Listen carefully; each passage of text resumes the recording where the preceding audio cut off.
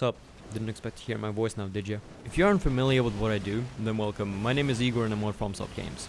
Sekiro specifically. Over the time I've modded this game, I've come across plenty of heated debates regarding FromSoft design. Should Elden Ring get an easy mode? It's supposed to be a RPG.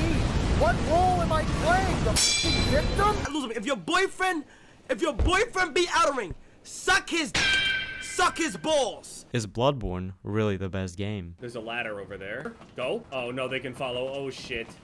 I'm just gonna keep running. Maybe I shouldn't? Should there be more lobsters in Elden Ring? I think we know what the wise beasts are. What? What? What the f? Why is there so many? Well, be sure that I'm here to answer exactly none of it, but I can tell you about Sekiro mechanics. Sekiro is an action game released in 2019. Wait, no one has the attention span for this shit, let me skip. Sekiro's deflect mechanic is one of the most misunderstood aspects of the game. What do I mean? Think to yourself right now as how many deflect frames the game has. I'd assume at least some said 30, in which case you got a bit of a lecture ahead of you. When examining the game's mechanics, we generally look into things in two ways. One is to look into the game's code, parameters, and frame data to understand the mechanics in a meaningful manner, and being able to use that outlook to examine why certain things work and others don't. Two is to just eyeball it and guess from the results. Unfortunately, game wikis have a bad trend of going for the latter to fill info ahead of the rest and pop up higher on search results, which is where I step in with the tools and knowledge to explain this in a fast and somewhat coherent manner. Let's start with the basics. We're going to use Dark Souls Animation Studio, also known as DSLuaDecompiler, to view animations and most importantly examine and change events associated with them. It can show us hitboxes, iframes, and all sorts of shit tied to an animation. Next up is Debug Menu. We will use it to pin down the exact idea of an animation we are in and compare it to what we see in DSLuaDecompiler. It'll be very important, trust me. Lastly, I will sprinkle in a bit of Decompile player script to display what's under the hood of some logic. Let's start by simply spamming L1, or spam guarding in other words. Let's slow it down and rewind. On the first press, we enter 20300, then we enter 20305, 20306, and lastly we loop in 20307. Keep the quantity of these numbers in mind, this is going to make sense soon. If we view the animations in Animation Studio, then we will see a bunch of these blocks. They're called time active ends, also known as TAE or TAE. For the sake of simplicity, we'll only look at two of them in this video, both called speffect, or speffect, or special effect, or whatever. Speffects are responsible for almost anything related to states. Status effects apply to speffect. Attack chains, speffect on animations, healing, speffect by consumable, different attacks with or without emblems, speffect through event, your parents' divorce, that one's a covenant, but it's a speffect option as well. 20300 is the first animation and has 6 frames of speffect 105010, referred to as, quote, just God. FromSoft internally refers to deflecting as that. This is where we need to get a bit of an understanding on animation versus in-game data. Firstly, keep in mind that animations themselves are at 30 frames per second, so in-game values are double of what we see. This discrepancy between some animations and in-game FPS is also why I dislike using frames as a descriptor and think we should instead use milliseconds. But that is a topic for another time. Back to the video. If we double 6 FPS, then we get 12 FPS. So Sekiro has 12 deflect frames. Well, not exactly. Remember how we actually got 4 animation IDs? Yeah, there's more to cover. So 12 frames of deflect is an accurate explanation for one of the parts, but there are still 3 more animations which happen with linked up inputs. This is what I will refer to as stages, both for the sake of simplicity and to have an easy way to remember things. Okay, so next animation we get into is 20305. From this point onwards, called stage 2. It has 3 frames of speffect 105010 on the animation, so this means we get 6 in-game FPS. 20306, stage 3, has 2 frames of speffect 105010. This of course means we get 4 frames of deflection in-game. Lastly, we have 20307 as the final and looping animation, which will be referred to as stage 4. It has no speffect 105010.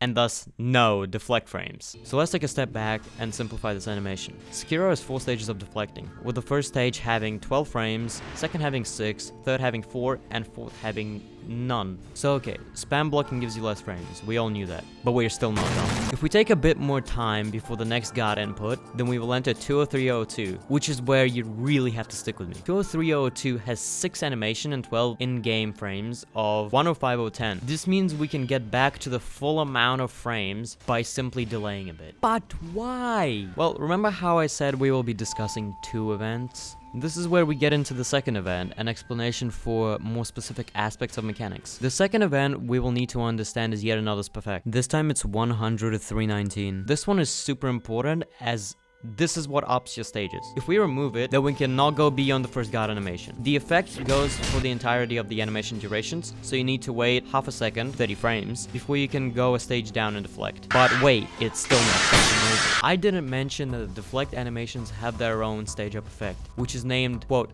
Jasuga Edition Possible. What even is Jasuga? I have no fucking idea. According to a Japanese speaker, it's some slang for just God. Thanks, Kiri. The duration of this event is exactly 20 frames. Editor Igor here. So apparently I'm a retard. For some reason I've converted 300 milliseconds to be 20 frames, when it's not. It is 18 frames. Sorry for the inconsistencies coming up. Or 300 milliseconds from the moment you can input next L1. So you get less time penalty for, quote, guarding too early, compared to just spam guarding without any attacks hitting you. And this is where we need to briefly mention damage level, because all of the attacks in the game have a variable for what deflect animation you go into. Damage level is a value which dictates how something reacts to an attack. Usually bigger damage level means more impactful reaction, except for damage level 8 because that one's been edited, but who the hell cares. We need to understand in particular the damage level 1, 2, and 3, deflecting which allows you to input next god instantly. This means for anything within this damage level range, which includes almost all of the attacks in the game, and specifically one mine, floating passage, and whatever this weird shit that Nigers do. Inputting another guard within 300 milliseconds after deflecting gets you a stage higher. I cannot emphasize how important this is to understand, because this is why fast attacks in Sekiro end up tripping you up. If you're thinking to yourself, if an attack of this damage type connects within 300 milliseconds of previous, then I move a stage up, which means I have less frames, then you're getting the grasp of it. Congrats. We're almost done here. Lastly, let's look into 3 of the attacks which are known to be quite a hassle to deflect. Looking at the first 4 hits of floating passage, if we get contact instantly on first hit, then we will get exactly 2 frames to input without stage up, assuming the next attack contacts you instantly, meaning there is a chance, but it's purely based on positioning.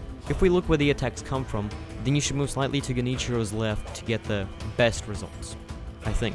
So floating passage isn't impossible to deflect by normal means, but the window is really damn tight, and you do need to use some good positioning to make it humanly possible. Now for the next hard to deflect attack, one mine.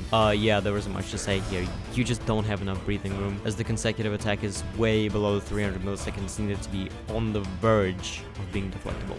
Nightjar slash attack is super weird because it's similar to one mine, but it has 6 hits. If one mine is impossible, then this shit is way worse. I mean, just look at the type of shit you need to do in order to deflect it. The creator of the video himself calls it autism tech, for goodness sake. But what if you shorten the stage out effect? Does it really change anything? Unsurprisingly, the once inconvenient attacks turn into some of the most fun things to deflect, with floating passage in particular being my new favorite thing. Well, that's all for the nerdy shit. If you skip to this to get too long didn't watch rundown, then here's how it goes. Deflecting has 4 stages. 4th stage has no deflect frames. If you enter god input during the first 3rd second of a deflect animation, then you get a stage up. This means fast attacks can make you go up in stages, and because 4th stage has no deflect frames, you can't deal with 4x attacks by normal means. But Igor, what about tech? That's the conversation I've been dreading. Before I'll blow my fucking brains out, I'm proud to announce that this segment has been sponsored by the Pudding Cat emote, as this is how reversing tech makes me feel. A lot of Sekiro deflecting involves minimizing the quantity of inputs in order to avoid getting to stage 4. For example, sprint enter god animation has 24 deflect frames, twice as many as stage 1. Due to that doubling of deflect range, you are able to sometimes deflect 2 attacks in one input, meaning you did not enter stage 4 by the 4th hit. That's why you have some YouTubers or Billy players sprint right before one mine and deflect all 4 hits. You might have also seen clips of people deflecting 4x gunshot of Ishin through 3 deflects. This is because if you time the god input as late as possible in the second gunshot, then you have just enough deflect frames to take care of 2 bullets in one, meaning you do not enter stage 4. Fun fact, the same logic which is used for grapple deflect is also used for sprint enter god.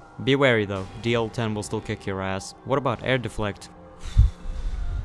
Oh boy. So I'll be completely honest, this one took me a good chunk of time to figure out, but basically there is an animation which plays during some oddly specific parts of the tech, which allows you to input a god. Due to the fact that this animation takes priority over the deflect ones, you do not get Jasuga Edition and can input whenever, as Jasuga Edition can only be active during the currently top priority animation. What about lock-off tech for floating passage? Remember how I said the floating passage is possible to deflect, but there is an inhuman room for error? I suspect that locking off somewhat alters your rotation, which in turn turn pushes you slightly to the side, causing flurry of hitboxes to hit you at a pace slightly easier to deal with. This is the most detailed explanation I'll go into, as it can be its own topic altogether, and the video is already like 10 minutes long. So this is supposed to be an outro.